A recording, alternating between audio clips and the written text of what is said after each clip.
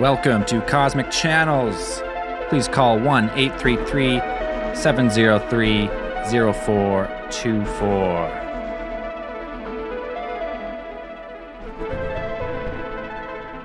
All right, you should be live, Braden. I'm Braden. I'm Zell. I'm Dan. All right, Cosmic Channels are back. Minor, well, I would say major technical difficulties. Major cosmic meltdown. Cosmic. Yeah. We got hit by fucking cosmic rays, neutrinos, you name it. It's that goddamn Star of Bethlehem's fault. Yeah, we got fucked up by that. But we're back. I thought my hard drive was toast. I thought we were toasted, but we missed a few calls. So if you were one of those people that call right back. I see we missed 3, so that's my bad. You can blame me. You can beak me after, or beak me now. Beak me whenever you want. Or you can beak. Just beak him in the morning. Beak him in the afternoon. Whenever. Beak him in the evening. Beak him for supper time. Throw or out you the can beaks. call in and beak him live. Beak me live. 1-833-703-0424. We're taking all calls tonight. We've taken a lot of dream calls. We're trying to steer clear from dream calls for a little bit, but we want to hear your thoughts on your favorite conspiracies. If you've got theories on life and the unknown and alien contact, or if you've seen Bigfoot or any other cryptid or had a weird encounter, call, let us know. We want to hear it. Someone called at the very start of that. Here we go. Welcome to Cosmic Channels. Hey, how's it going? Good, man. Hey, how's it going? Good. What's your name? Where are you calling from? Hey, my name is Everett. I'm calling from Colorado, the Front Range, just north of Denver. Right on. Heck yeah, but I just have a short but sweet UFO sighting for you guys. Yeah, let's hear it. Let's hear it for sure. Yeah, so no, I was living in Loveland, and my girlfriend and I had a top floor apartment, and we were watching a meteor shower. This was July 27th, and so we were just spending some time outside on the balcony looking up, and she was the one who saw it, and I thought I was like losing my mind at first, but she saw a big triangle with 6 lights, and like perfect triangle formation. You could see the lights, and you could actually see like the outline. It was almost like it was cloaked. You could almost see through it, but you could see the outline of something there. And anyways, it flew over totally silent and was moving, and we just kind of stood there trying to fathom what we just saw. And that would have been crazy if that was just the end of it, but then not but 20 minutes later, it literally flew back going the opposite direction at about half the altitude. So we got a really clear look of it, and it was like, it was so totally clear. You could see the silver color of it. It was like perfect triangle shape, and totally silent. And I just, I know like Department of Defense is pretty active in Colorado, so that was my first thought, but just wouldn't understand why they're flying over, a residential area so low. So I don't know. What? So it was silver color, triangle shape. How big do you think it was? Yep. Oh, man, so I took all these notes down right after I saw it, but nice. Our best guesstimation was like 100 feet across, so pretty freaking big. That's big, yeah.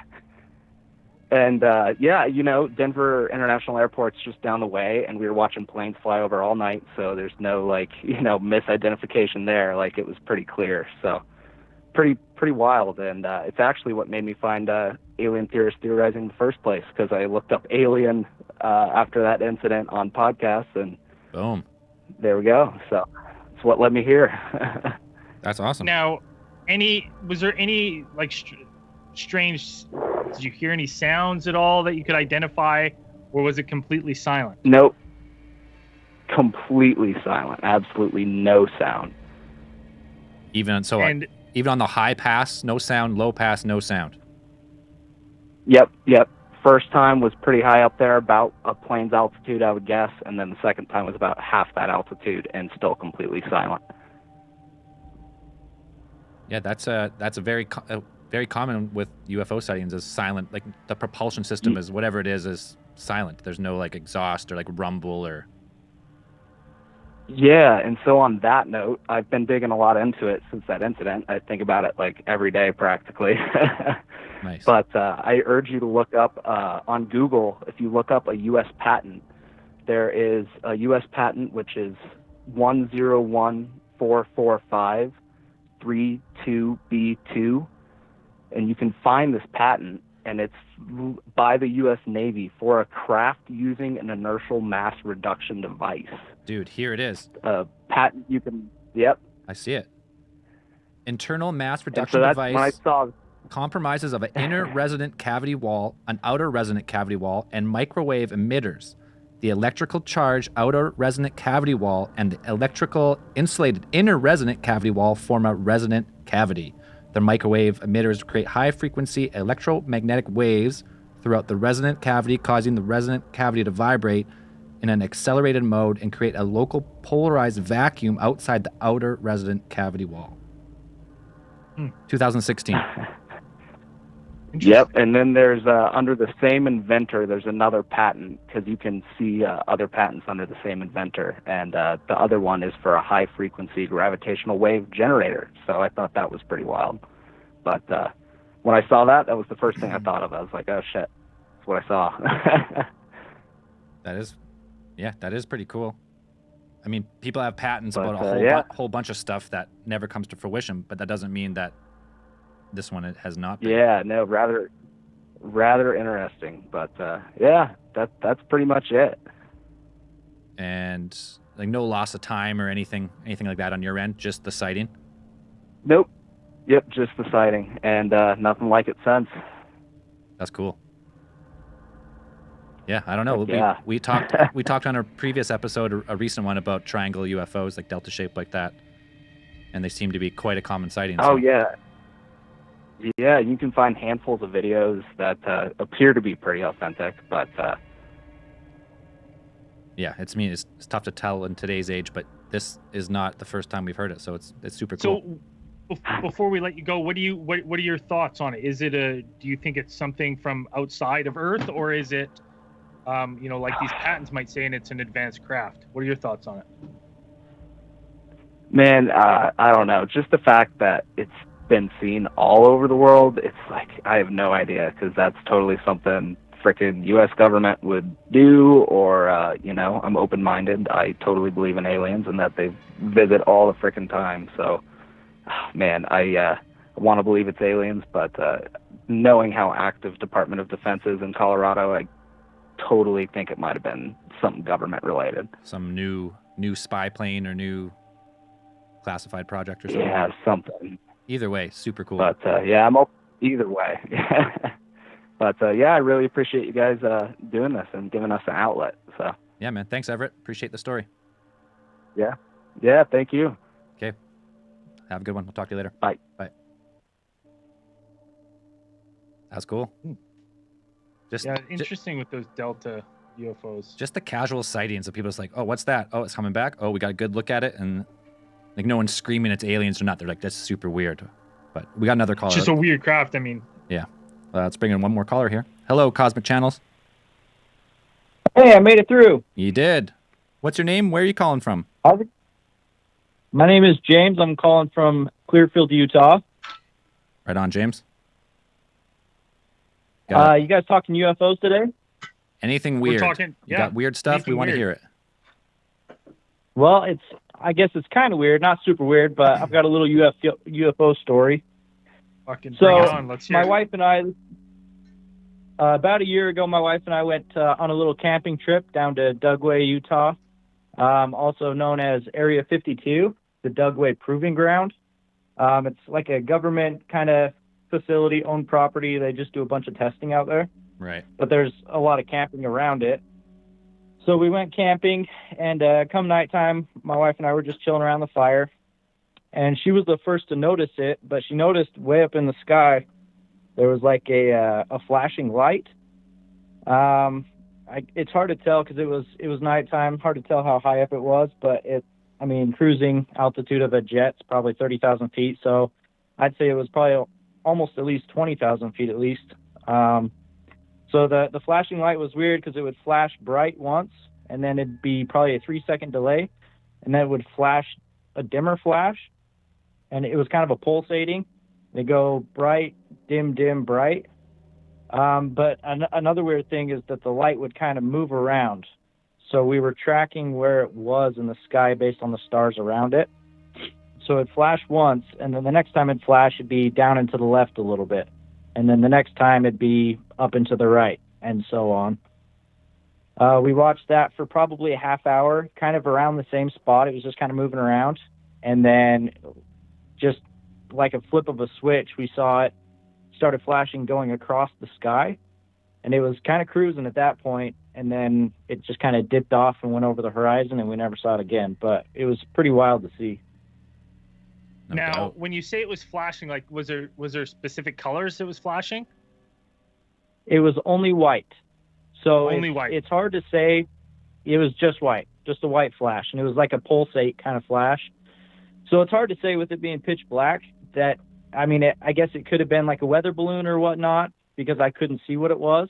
But there is a familiar or a similar report.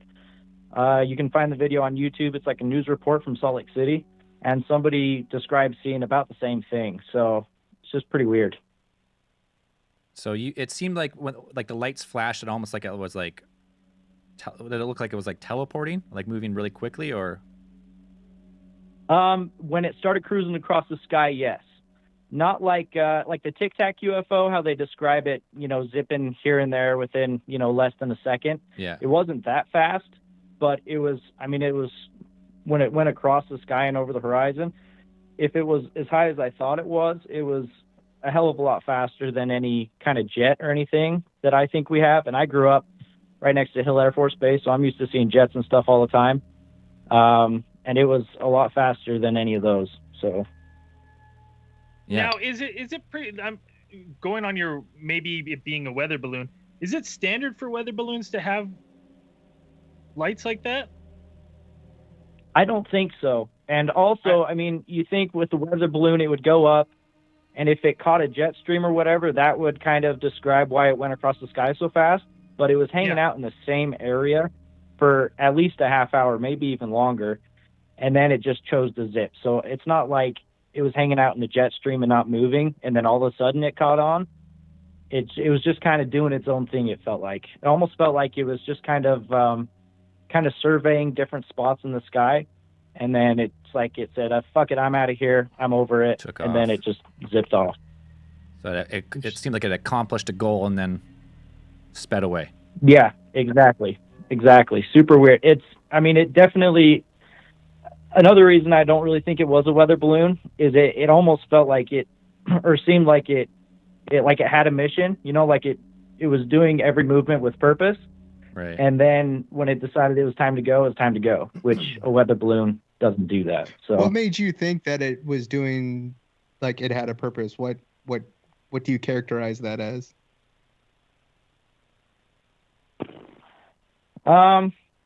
That's hard to say. Maybe it was just a feeling more than anything, but just that it stayed in the same area for so long and then kind of zipped off. I don't know. It just kind of seemed like it was, but I guess there isn't really anything that it did that, made it seem like it was on a mission, but yeah, didn't like shoot a beam down or something, but it seemed to float around and then take off at a rapid pace. My fucking fingers were crossed. I was saying, take me aliens, but no beam, no nothing, unfortunately, that I know of. Oh, that's do you remember cool. Do you remember about what time it was and what direction you were facing? Yeah, it was about 12:30, and 12:30 at night, obviously, or in the morning. And let me orient myself a little bit. We would have been facing, we saw it would be southwest. Southwest. Do you know the angle? I don't. Like relative to the ground, like where you were facing? Close to probably a 45 degree angle from where we were. 45 degree angle. Okay. Hey, that's now genuine UFO. Yeah. And had you ever, like, being by, seeing objects in the sky, had you ever seen anything move or like act like that at night? No. This was, it stands out in my memory just because I had never seen anything like that before, and like I said, I grew up right next to an Air Force base and whatnot. And it's not like, living in the city, it's not like you can see the sky all that well anyway at night because the light pollution and whatnot. But I've definitely never seen anything like it. It was very odd. It was out of place. My wife and I were both freaking out, but it was. It couldn't have been a interesting. satellite. Are you familiar with seeing satellites in the sky before? Yes. Yeah, absolutely. So I go hunting and camping all the time, and you're sitting at the fire. You can track a satellite going across the sky super easy. It's definitely not a satellite, especially since it stayed in the same spot for so long. No kidding, yeah. And then decided to zip off. Yeah. Yeah, where satellites are in a constant definitely motion. not a satellite. Yeah, definitely. Right. Yeah, they just kind of check all the boxes. Real UFO. I don't know. It sounds like a bona fide UFO to me. Oh yeah, jealous. Right. See, and I'm one of those I want to believe kind of guys for sure. But being so close to that military base, it's definitely a UFO for sure. But I can't say whether it was alien or whether it was alien origin who knows or what. Yeah, U.S. government. Advanced next gen tech that we don't know about yet. Either one's still cool though. Similar to the first story. That's awesome. Yeah, still cool. It was something that I'll remember forever. It was a cool experience for sure. Awesome, man. Well, if you see another one, make sure you let us know first. Hell yeah, sounds good. I'll let you guys know first. Sounds good, brother. Have a good night. Thanks, you guys. Appreciate it. Talk Have a to you good again. one. Bye. Okay. Boom, 2 back-to-back UFOs. Love it. Just people just seeing stuff. Can't explain it. I watch the sky all the time. Doesn't seem like it fits. Well, especially when you're that close to an Air Force base and you're going to be getting used to seeing, jets and stuff in the sky at all the times. I mean, I'm pretty fairly confident that if I went outside right now and saw what he would describe to me, I would be in the same amount of awe because I'm like, there's nothing around where I am that behaves like that in the sky. No, I would. With that, I'd be jumping out the windows if I seen something like that. It'd be awesome. Anyways, got one more caller. Hello, Cosmic Channels. Hey, this is Carmelo. Carmelo. It's nice to be on. Nice to have you on. Where are you calling from, Carmelo? I'm calling from Florida. Florida.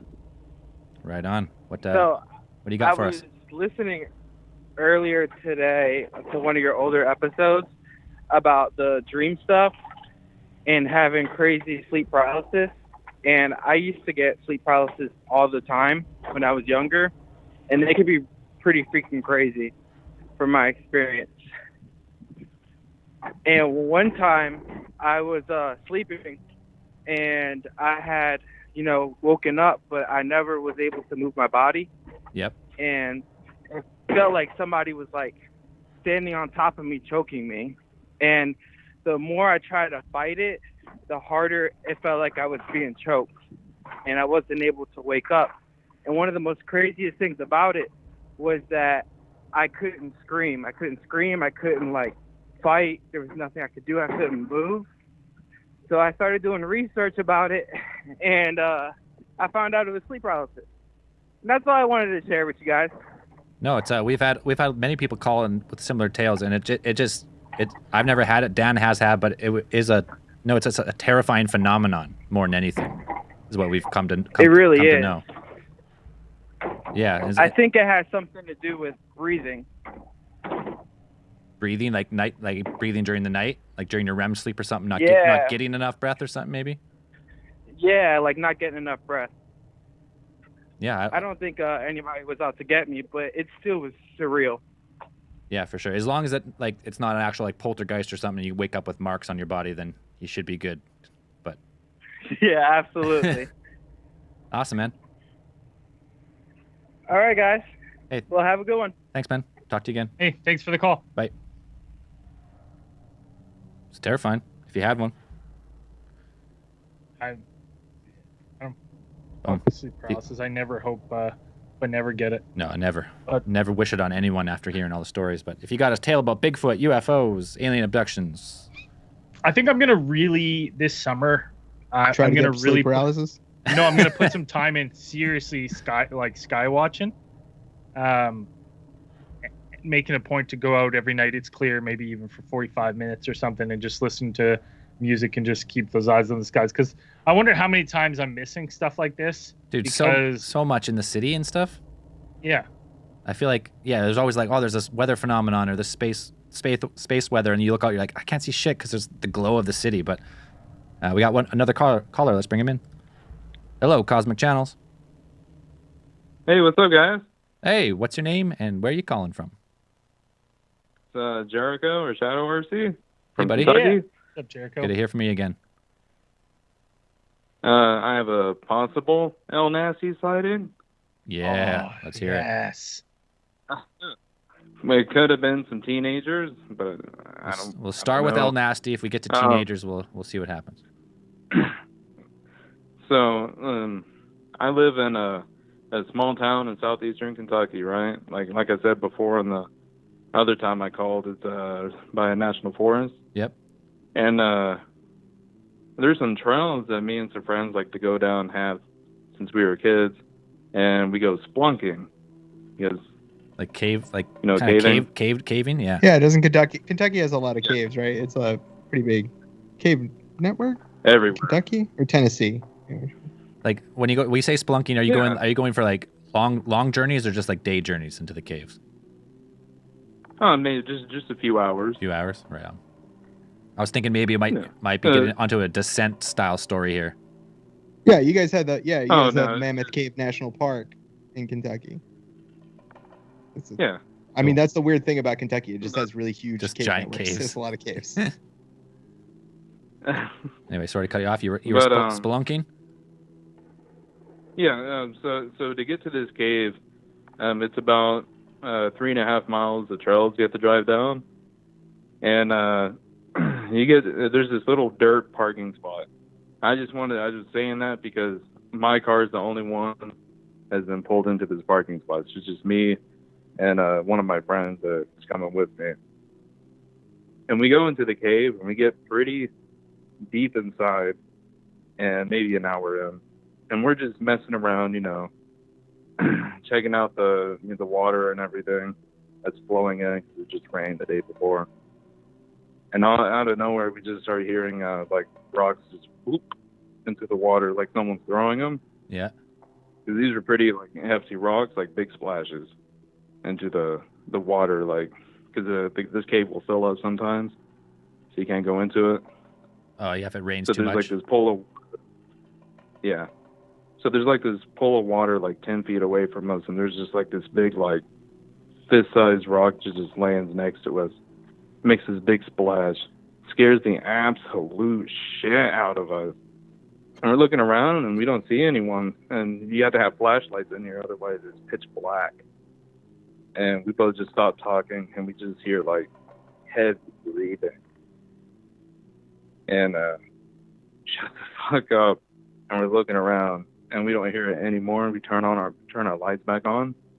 Just look around and nothing's there. And we go back out of the cave, and my car is still the only one there. Oh, fuck. But there is a farm about 1.5 miles away. When you come halfway up the trail, there's another trail that goes down to the farm, and they have kids. So I've always been trying to tell myself it was just the kids, and they're messing with us, but there, I don't know. You see but you're saying it's pitch black if you don't have a light. So either these kids have been waiting in there for you with no light, just they could chilling. have heard us, and then yeah. Or I mean, it wouldn't be the first time something like that has happened to me. But, Do you know how being, deep's this cave now? Like, do you know how deep that cave was that you're going to, or is it one of those ones that kind of goes on? If we weren't just like taking it in as we went, if we just try to like power through it, it probably would have took maybe 2 hours to get to the other end. Right. But however, there's another exit on the other side too. So okay, so it's two-way, like a way in and a way out, separate of itself. So it's something could have come in from the other side. Yeah, there's a main entrance, and then on the other side of like I don't want to say mountain. It's like a mixture between a hill and a mountain. It's pretty big. Right. But you go through and it comes out in a little opening on the other side. But so it's you and a buddy in a cave. You hear like rocks being thrown into the water, making an obvious like splash sound. And we've seen rocks. Oh, you seen the splash Like, in your we headlights? didn't see it go through the. Yeah, we didn't see it go through the air, but we seen it land right in front of us. We Right. seen it hit the water. We were looking at the water. Well, and we know that's like It's that's, about to me like when you baseball explain size. that, because I was thinking right away like there's like the three main culprits in Kentucky that I was thinking about would have been like some sort of unidentified flying creature, the rare barilla, half gorilla, half bear, or Bigfoot. And now that you're talking about the stones being thrown, like that is stereotypical Bigfoot encounter. That would be my number one runner, is that you potentially were in a cave with Bigfoot. Dope as hell. Well, maybe not even Bigfoot, but like, you ever seen the movie The Descent? It's little fucking Yeah. mole people. Oh no! Don't tell me that. I enjoy splunking now. I'd rather it be Bigfoot. Well, make sure you got like at least a little weapon or something, just in case. Don't go in those caves I mean, alone. Yeah, never go alone. 100%. Just always But go. that didn't work in The Descent. I mean, again, there's like 4 people in that movie. Okay, well, The Descent's a Hollywood version of it, but maybe maybe not like a creature that's gonna murder you like that, but like some type of like unidentified something that can throw rocks. That's 100% Bigfoot. What was happening is they were getting a little too close for comfort. Bigfoot threw a couple, like a Sasquatch probably threw a couple warning rocks, and worked perfectly. They got a little spooked and decided to get out of there. Which then also brings up my question: is Bigfoot able to see in real low light? It's possible. I would assume so. If it's any type of like a grew up out in that, I think it would be pretty well adapted to seeing in low light. Interesting. There was no light at all. We were about 45 minutes to an hour into this cave. Yeah, deep darkness. Huh. That's freaky. And we had 2 headlamps and 2 normal flashlights, and we could still hardly see. Huh. I'm just saying that they would probably like the way that their eyes are adapted. They're probably able to make more use of like the ambient light. So even if you weren't able to see, but you would still have your lamps on, they would probably be more effective for them to be able to see. Like they would probably be able to see more than you, because their eyes are taking in a lot more light from that light source. Yeah. So possibly. I mean, like I said, the only reason I don't full-heartedly believe it was a Bigfoot sighting, because I've had people come in the cave and do that to us before, but there was no other vehicles around, so I figured I'd call them and share. So if there's no other vehicles around, then, other than outside of them potentially being the like farmers' kids, how far would someone would have walked to like fuck with you guys?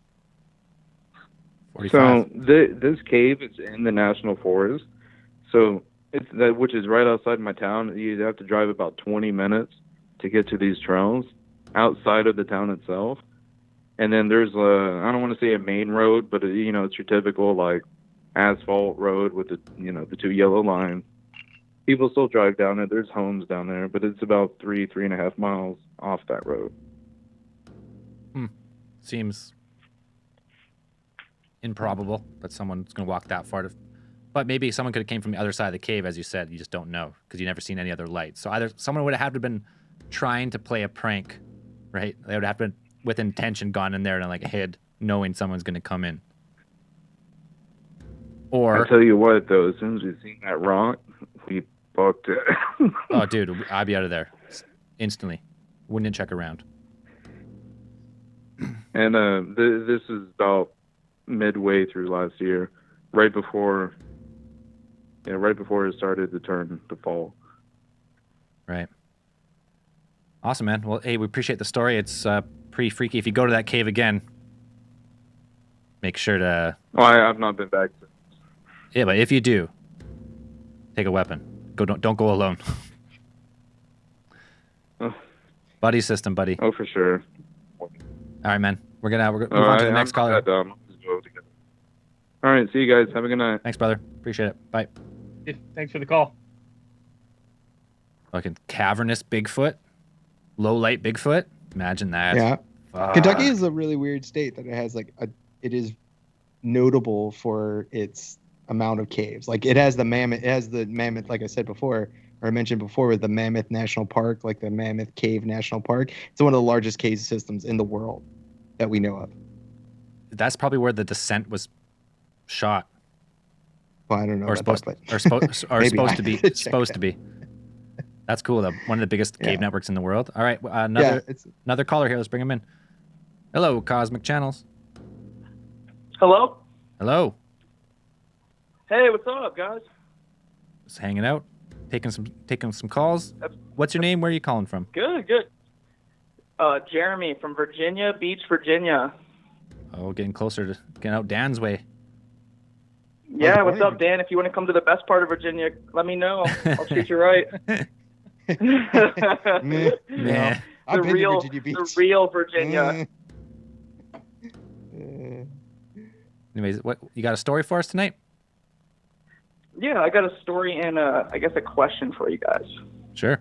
Whatever you want first. Does this question go with the story, or does the story go with the question? No, it's actually totally different stuff. Okay, let's start with Totally the story. I got a ghost story. Let's start with the ghost story. All right, cool. All right, so it's a ghost story, and it's been a really long time since it happened, but take it with a grain of salt since I was a kid, I guess. But anyway, when I was a kid growing up, I would have these ghost experiences where I would see an apparition in my room, in the corner of my room, like almost every night. It was a full-on Indian with a headdress and everything, like full detail and like some vague color to it, but it was mostly like faded out, and it would just be standing in the corner of my room while I would sleep. And sometimes I would I could not handle it. Like I would freak out and leave my room and sleep in my parents' room on the floor with my dog, just so I would get the hell out of there and feel safe. And then that would that would do away with it, and I wouldn't see it anymore. But one time was pretty intense when I went into my parents' room and I was sleeping with my dog. I looked up and it was in the corner of my parents' room, and it was super sketchy. Kind of followed you rooms? Yeah, because it was normally just in my room, and I would leave. Like I would close my eyes, put a blanket over my head, run out of the room to my parents' room, just because it was like, it never had like a bad like feeling with it, but it was just the fact that I was being watched while I slept was very uncomfortable. Now, the first thing that pops into my head is that potentially that your house was built on like some sort of Native American burial ground or something. Right. Some sort of sacred That's land, my thought too. Or unceded land. That's my thought as well. That's disturbing. At some sort of where were you living at the time? Like state-wise? Oh, it's Virginia Beach, Virginia. I've lived in the same house my whole life. Yeah, and my grandma's house. Like we've been over there and like dug up like arrowheads all the time. Like, and she doesn't live that far away. Right. So it's definitely not. So out of the when you say definitely headdress, are you talking about? You're talking about like a what is it? Apache? I wouldn't say probably Apache headdress. Is that what you're talking about? Like the big long one that everybody thinks of? Yeah, full on feathers, headdress, everything. But the weirdest thing about it, well, I guess not the weirdest thing, but the most the best thing about it was that it wasn't like, it never had a bad feeling about it. It was always like, it wasn't comforting at all, but it was just like, maybe it was just like, maybe it was serving a purpose or something. I don't know. Like it wasn't ominous, but so you didn't feel like no, afraid there of was no bad feeling about it. But the Right. weirdest thing was like I always brushed it off as that I was just a kid and imagining stuff until like maybe a couple years ago. Like I was talking to my parents, and my mom was like, "I don't mean to be weird." Like I think we were going through baby pictures or something. She's like, "I don't mean to be weird, but I used to hate leaving you alone in that room because I felt like something was watching you." And I was like, "No way! Like what did you think?" And she told me exactly what I saw, and that was the weirdest thing. Oh, weird. And like then the weirdest or the scariest part about it was when I saw it in the corner of my room, and I was like, all right, like I'm not gonna run to my parents' room. I'm too tired, so I put the blanket over my head, just like anybody, like typical As kid you would. stuff. Yep. And I was like typical was, and I had the weirdest feeling that it came like it was like it came closer. So I took my blanket off, and it was halfway across the room. Put the blanket over my head, and then like a couple minutes went by. Pulled the blanket back off, and it was literally standing right, like as close as it could be to the bed, like looking straight down on me. Just crazy. Fuck. It was intense. But the thing is like, as soon as I got like maybe like 14 years old or something, like just 100% stopped. Kind of. So that goes back. That goes back to the whole thing. Is like what you guys talk about all the time. Is like, is it the thinning of the void when you're younger? Do you just mature out of it, or is it just your imagination stops? So I always chalked it up to the imagination, but the thing that like restarted it for me is that when my mom said she saw the exact same stuff, like lurking around watching. So that kind of like I know we always rekindled it. talk about, you know, maybe with children that, you know, they're kind of tapped into something, but I would imagine with adults and stuff that like periods of like great stress or stuff like that, like, right, you know, maybe you tap into this again, right? Even momentarily. Yeah, maybe. I mean, I'm not 100% claiming anything, but I was just saying like it was a pretty intense thing that was going on for a little bit, so it's worth just mentioning whether it was like a trick of the mind or not. But I mean, just the fact that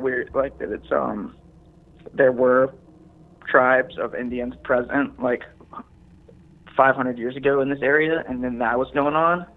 And my grandma, we think that she has some Native American heritage, so it's kind of like might be an ancestor or something. I don't know. It's just cool to think about because it doesn't happen anymore, so I could care less and like talking about it.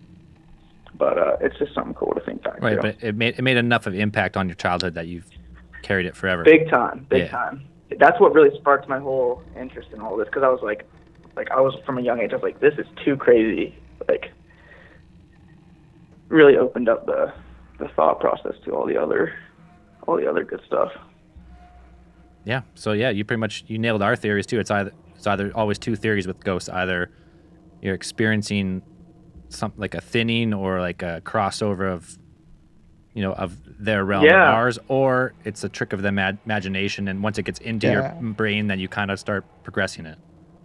I'd like to hear and like the only thing, or whatever, if you could give like a real detailed description of the headdress, because I know in that area that would have been the area that the Powhatan Indians, the Native Americans would have lived, but their headdresses 100%. differ from what the Apache one is, and I'm not sure if you're describing the Apache headdress, the one that goes all the way back and all the way down, like feathers out, or the Powhatan ones, which I've seen, are kind of more straight up. More like a crown, like a feathers up. Yeah. More like a feather work kind of thing. Yeah, I mean, it was definitely feathered, and I can still see it vividly, but it wasn't longer than like shoulder length. It wasn't going down past the shoulders. But did it radiate out, or did the feathers go straight up? It went straight up, and then like a couple of the side went out. Okay. Yeah.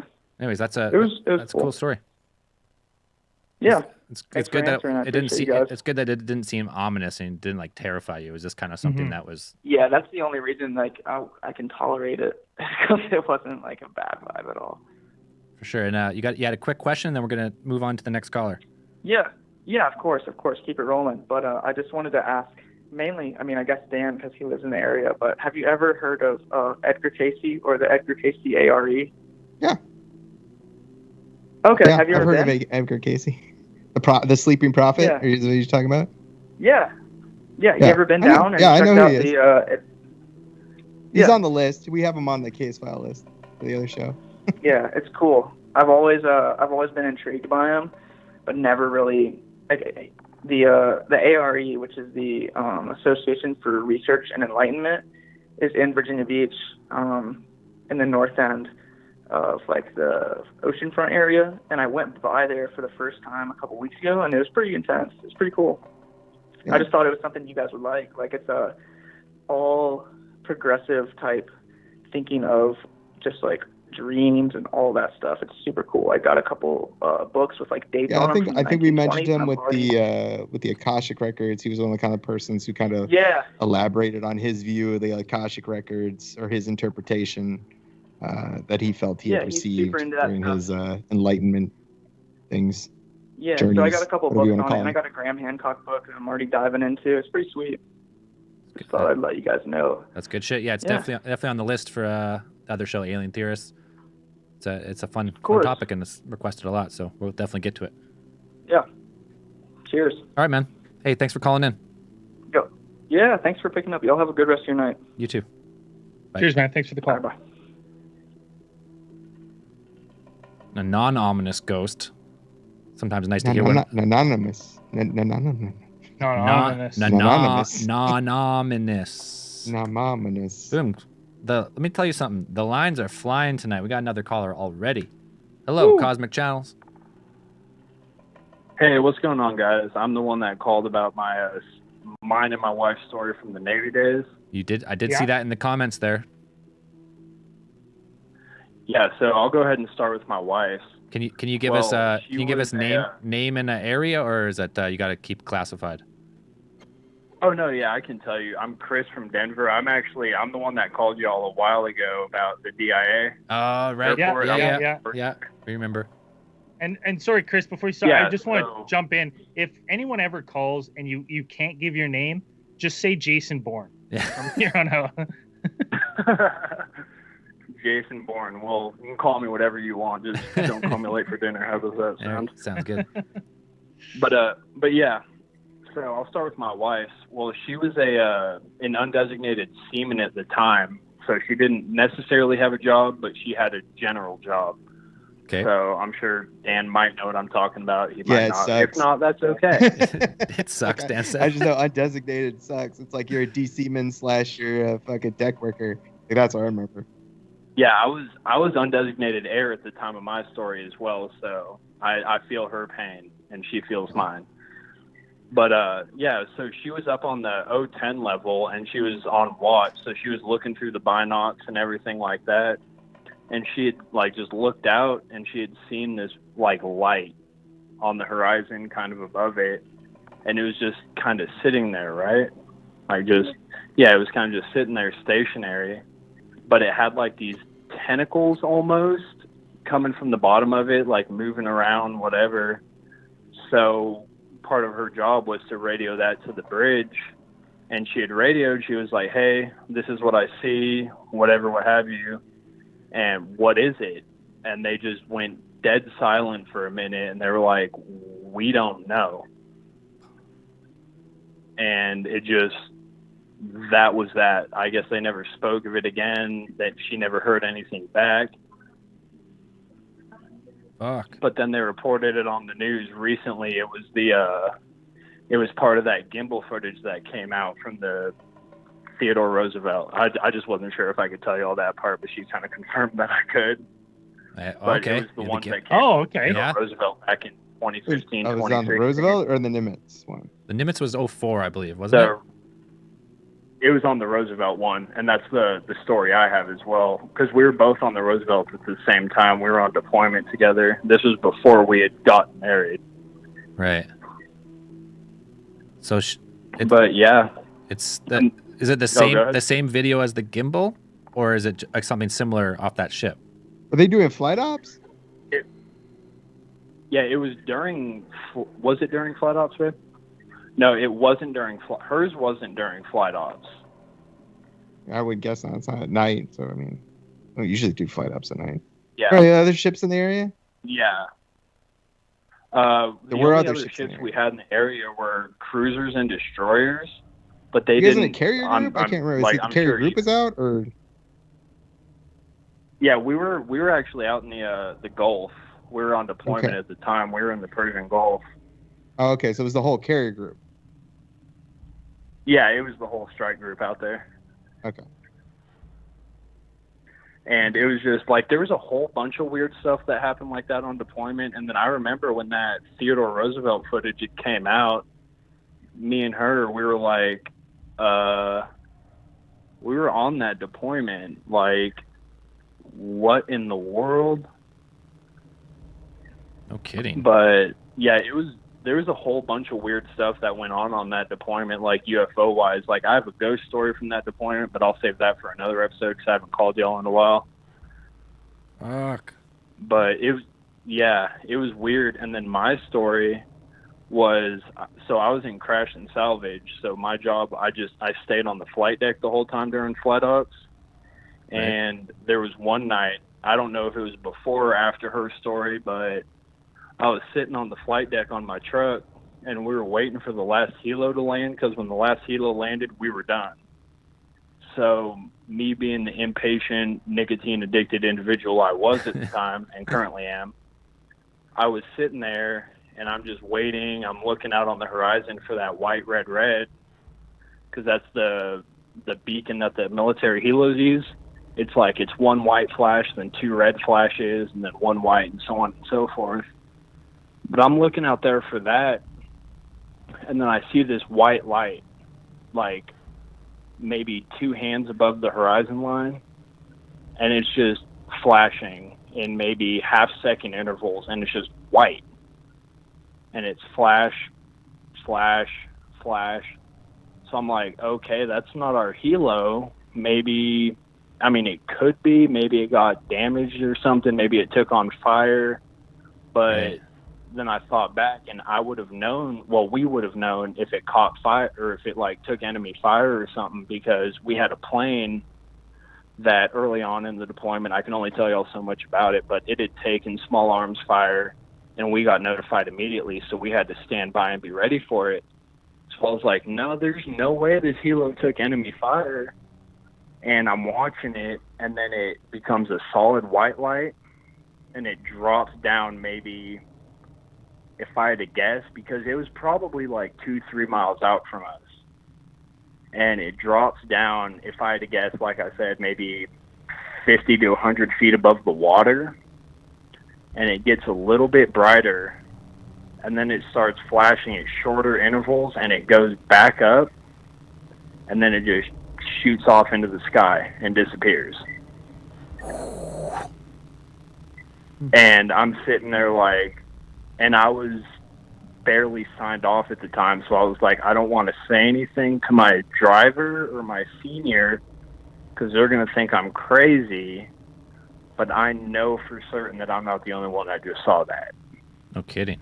And then maybe 30 to 45 minutes later, our helicopter landed, and we were done for the night. And I was up for a majority of the night trying to figure out what the hell I had just seen. Did you talk to anyone else about it, or you just kind of kept it to yourself? I kind of kept it to myself, but I'd heard other people talking, like, throughout the deployment of other weird stuff they had seen. Like, hey, did y'all see this the other night? Or like, hey, a bunch of us saw a UFO the other night in the smoke pit. You know, like, what did you guys see? And they were like, there was obviously corroborating stories, but it's just one of those things that, you know, you're out on the water and you're gone for so long, you don't really want to talk about, because people are going to think you're going crazy, because you're stuck in a boat with 2,500 other people you hate.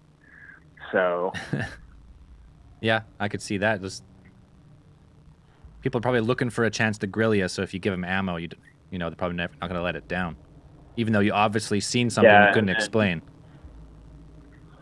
Yeah, and then it's one of those things, like, if you bring certain things up, they're like, no, like, you're not going to talk about that, because it's going to make the whole department look bad, it's going to make the crash crew look bad, whatever, what have you. So I was kind of like, I'm just going to go ahead and keep this one to myself. And then there was one night me and my wife were talking, and she was like, yeah, I saw, you know, something like a UFO on deployment. And when we had met early on, I kind of wanted to hold the fact that I was an alien theorist to myself, because I didn't want to freak her out.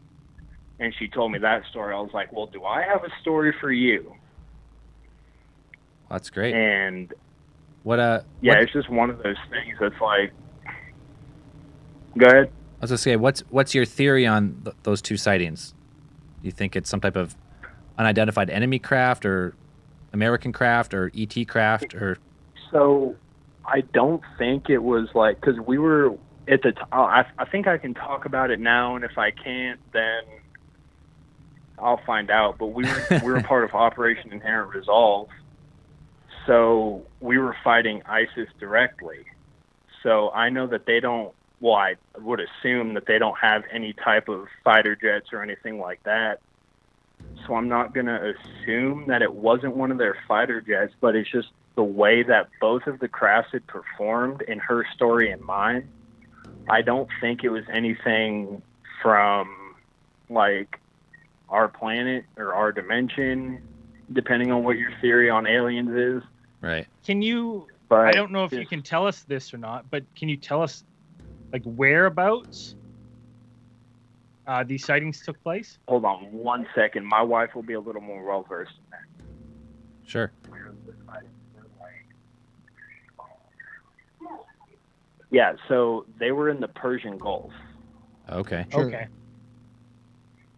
Yeah, Now- so it's like, and we're not at war with Iraq or anything like that, and I know about the Iraqi Stargate theory and everything like that, but yeah, I don't know. What were you going to say, though, Braden? Sorry.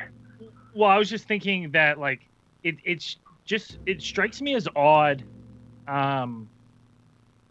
you know, that, and this is just me spitballing ideas here, is that, you know, we had a seemingly period of time where, you know, you were seeing lots of these UFOs and stuff, and then you're saying that you had a ghost story as well. I wonder if there was some sort of thinning of the veil in this area at that specific time, and maybe it had to do with the heightened conflict. I don't know, but it seems interesting to me that there's so much in that short period of time. Well, if we have time, I can tell you all my ghost story really quick. It's kind of short and to the point. Well, that's but I just don't know if we have another caller waiting or anything like that, no, and it might be able to help out with your theory. No. Okay, so it's the same setting. I was sitting on the flight deck. We were waiting for the final aircraft to land and everything like that. But we were sitting at the point, or like on an area of the aircraft carrier where you're fairly close to the bow of the ship. And on the bow, on either side, like on the port and starboard side, there's these lookout positions. And they're just these little areas where you can stand, and they have a little compass type thing and a hatch to lead into the skin of the ship. So I'm sitting on the back of the truck, looking around, whatever, just looking at the sights. Well, not really sights, because it was 10 o'clock at night and it's pitch black. But I'm looking out, and on the starboard side, I see what looks to be a sailor in dungarees, which is the light blue top and the denim bell-bottom pants and the Dixie cover. So I was like, what in the world is that? Because there was nobody supposed to be at that area of the flight deck at the time, because we were launching and recovering aircraft, and that part of the flight deck is closed. So I'm like, okay, and you know, whatever, what have you. The rest of the night goes on, and later on, I go down into the skin of the ship, and where my berthing was, like where we slept and everything, was right near that area. So I go in, and I'm getting ready for the night, and I go into the head and everything to change and get ready to go to bed. And against my better judgment, I start asking people like, hey, were any of y'all like messing around tonight or anything like that? And they were like, no, why? I was like, because I could have sworn that I saw somebody in a white Dixie cover with dungarees on hanging out in the starboard lookout, just like looking around. And they kind of just like, with that like freaked out, like almost scared, but not really response, were like, no, that wasn't us. And then a part I left out accidentally, because I told y'all in the comments I'm drinking homemade wine and beer. Nice. Is when I'd seen the ghost, it kind of made eye contact with me and then looked away and then just went into the skin of the ship and disappeared. And that was that. And that was on the same deployment that me and my wife had seen what we saw. Huh. Got ghost and two different UFO sightings on the same ship on the same deployment? Yes. Hey, that's some weird shit. That's the two UFO stories I obviously find very intriguing, especially what anything to do with like military and like sighting UFOs, like on active missions, or like when fighter pilots give their accounts of like, yeah, I seen a UFO and it's fucking nuts and it jammed our radar. Was this after they phased out dungarees, or before? You said what? Was What this was that, after Dan? they phased out the dungarees or before? Oh, it was way after because I joined in 2014 and I went on deployment in 2015. So they were already in the BDUs. We were already, okay. Yeah, the N-dubs, the blueberries. Yeah. Awesome. Yeah, it was way after the dungarees. And the oldest person, well, like in my area of the ship that we stayed in our berthing, he was a first class, and he had joined maybe a week after they had put the nav admin out to change to the N-dubs, and they started issuing them out of boot camp. So he wouldn't have had any dungarees to have access we were one of the to. first ones to get it. I remember that. Get the N-dubs? Yeah, we were the first ones to get them in boot camp. Like the class right before us had gotten dungarees, and then we got them for free. Okay, can I ask a question as a dumb Canadian? What are you guys talking about? We're talking about the uniforms. So, yeah, so if Zell, you can go online and look, you type in dungarees, and it's like this light blue, almost denim-looking dress shirt. Okay, so it's with your name tape and the U.S. Yeah, Navy it's like stuff, a work. and It was the denim bell bottoms. Right, so there was one uniform, then they switched at a certain time to a different Yeah. style. Okay, that makes sense. I thought I don't know what the fuck Navy you guys were talking switches about. Uniforms. Yeah, the Navy switches uniforms like it's their main job. Whatever's the cheapest, that's what they'll get. Gotta spend that money. Or whatever the most expensive. Whatever yeah. they think is the best camo, yeah. Awesome. Hey, man, we appreciate the stories, but we're going to take one more call tonight for this episode, but we appreciate it. If you see anything else, Cheers, man. When you're abroad, let us know. Oh, yeah, Easy. for sure. Y'all Anytime. have a good night. Okay, thank you. Thanks to your wife as well for the story as well. Bye. Thanks, bye. Oh, yeah. Oh, 2 more UFOs and a ghost aboard. Fucking military Oh, ghosts and military That's UFOs. Fucking- Spooky shit. I love hearing the military stuff because I feel like we're getting classified information Yeah. whenever I'm told anything. As if it's the military, I'm like, this is classified information we're getting. Even if it's leaking not- it here Even on if it's Cosmic not, Channels. I think it is, and it makes me feel important. It makes me happy. All right, last call of the night, I think, on Cosmic Channels. Hello, Cosmic Channels. Hello? Hello? Hello? Hi. Hello, where are you? Is this the Cosmic Channel show? Yes. Yeah. This is awesome. Oh, good. Okay, good. My name is Steve. What do you want to talk about tonight? Your name is what? It's a Steve. Steve? Steve. It's Steve? a Steve. You know, like a Steve. S-T-T-E-V-E. Tell us a story, Steve. Or Steve. You want to talk about are we talking about the dreams or what you want to talk about? I know this. I'm going to kill this guy. I know who you are. I'm going to kill him. It's funny for a It's guy good who's as so last good at call. accents. He's so bad at accents. He's so bad at accents at the same time. What are you talking about? Now it's changing. Now the accent's changing. Now it's Mario. Now we got Mario on. It's me, What Mario. It's a Steve. I find it very offensive. Okay? You're derogatory to my people. It You- hurts my feelings. You should have picked a better accent when you're calling in. Who is this man you're speaking out? Okay, Steve. Okay, Steve. Okay. Next time, pick a different one. Next time, pick a better accent, that's- Steve. Okay, bye, That Steve. is a very disappointing Yeah, for me. okay. Yeah, bye, Steve. Should we take one more call? Hopefully it's not a Steve again. We'll take one more. And if you didn't know, that was Andrew. It was definitely Andrew. Blatantly. Definitely Andrew. I hope it wasn't. I hope it wasn't I Andrew, think but he was about to say Andrew, and then he was like, Steve. My name is Steve. Steve. He's great at accents, but they called in and just butchered that one. Yeah. It morphed He got halfway nervous. through. I bet he got nervous talking to the real stars of the show. That's what happened. Yeah. All right, last call of the night for real, unless it's a Steve again. Hello, Cosmic Channels. Hello? Hello. Hey, what's up? What's up, man? Hello, can you hear me? Yeah, what's your name? Where are you calling from? My name's Frankie, and I'm calling from L.A., California. Right on, Frankie. Thanks for the call. Love LA. I'm also the one who sent you the picture of Andrew with the alien guy on Instagram. Oh, on the meme? Send in a meme? Yeah. Yeah, because that's where Andrew's bad theory came in, and then you had to put Andrew's face on Giorgio's head. Is that you? Yeah. Yeah, that's good shit. Yeah. That was funny. We had a good laugh. So, myself personally, I've never had like a UFO sighting or anything like that. But just recently, both my cousin and my mom, the same day, had like an apparition. And yeah, so my cousin, she works she gets off at late, like at midnight. Yep. And she lives in our back house, but she has to walk through the front.